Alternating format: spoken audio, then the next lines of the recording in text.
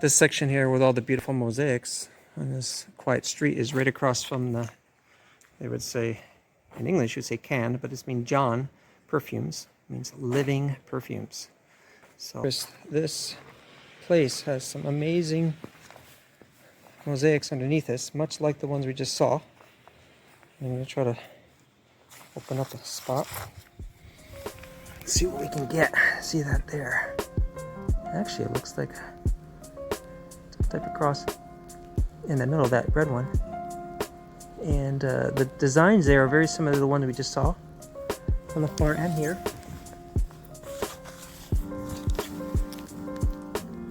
Far end there, see we can get that little shaped cross right there. Is also in some churches, but probably was a very geometric shape that is in different locations. See what else we can see. Down below this section, you can see some very beautiful mosaic signs. You have the eternity symbol there.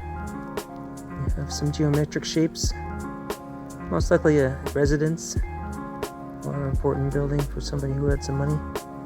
So just very beautiful. You can see through the condensation in some of these places.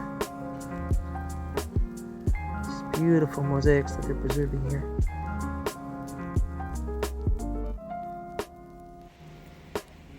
Different waterways in this section here, probably come from the hammam above those directions up there. And you notice this one room actually off in the distance. If you come up over by the coffee shop, you can see off there is more tile and more mosaics in that location. This is the other section, other side of it, which probably eventually will be closed off. But go over here to the edge, you can see some of those tiles there.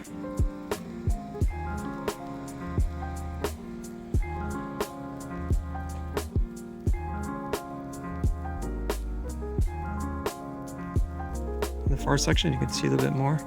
Got some bushes coming up in the middle of that, but looks like some triangle type shapes.